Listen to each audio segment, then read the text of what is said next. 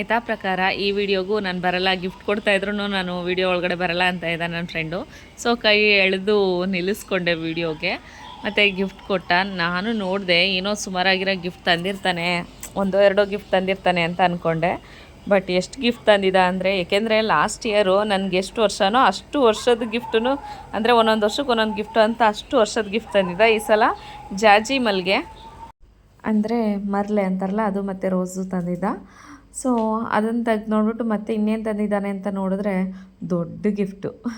ನಿಜವಾಗ್ಲೂ ಅಂದ್ಕೊಂಡಿರಲಿಲ್ಲ. ಟೈಟಾನಿಂದ ತಂದಿದ್ದ, Titan ಕಂಪ್ನಿಯಿಂದ watch ತಂದಿದ್ದ. ಸೊ ವಾಚ್ ತೆಗ್ದು ನೋಡಿದ್ರೆ ತುಂಬ ಇಷ್ಟ ಆಯಿತು. ನನಗಂತೂ ತುಂಬ ಖುಷಿಯಾಗೋಯಿತು, ಅಷ್ಟು ಚೆನ್ನಾಗಿತ್ತು ವಾಚು. ನಾನು ಈ ಥರ ಡಬ್ಬ ನೋಡಿಬಿಟ್ಟು ಬೇರೆ ಏನೋ ತಂದಿದ್ದಾನೆ ಅಂತ ಅಂದ್ಕೊಂಡೆ, ಬಟ್ ವಾಚ್ ತಂದಿರ್ತಾನೆ ಅಂತ ಅಂದ್ಕೊಂಡಿರಲಿಲ್ಲ.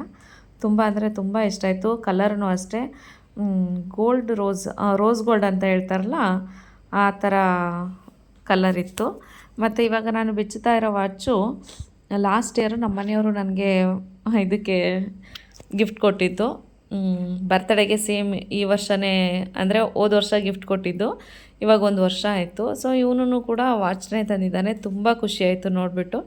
ಕಟ್ ನೋಡಿದೆ, ತುಂಬಾ ಚೆನ್ನಾಗಿ ಕಾಣಿಸ್ತಾ ಇತ್ತು. ಲೆನ್ಸು ಕರೆಕ್ಟಾಗಿ ಕೂರಿಸಿಲ್ಲ, ಅದರಿಂದ ಚೆನ್ನಾಗಿ ಕಾಣಿಸ್ತಾ ಇರಲಿಲ್ಲ ವಿಡಿಯೋದಲ್ಲಿ. ಸೊ 2 ವಾಚು, 2 ಟೈಟಾನು ರಾಗದೇ ಇತ್ತು. ಮತ್ತು ಇನ್ನೇನು ತಂದಿದ್ದಾನೆ ಅಂತ ನೋಡಿದ್ರೆ ಡ್ರೆಸ್ಗಳಿಗೆ ಯಾವಾಗ ತಂದ್ರೂ 1, 2 ಅಂತೂ ತರೋದೇ ಇಲ್ಲ. ಅವ್ನಿಗಿಷ್ಟ ಬಂದಂಗೆ ಎತ್ಕೊಂಬರ್ತಾನೆ ಸುಮ್ಮನೆ.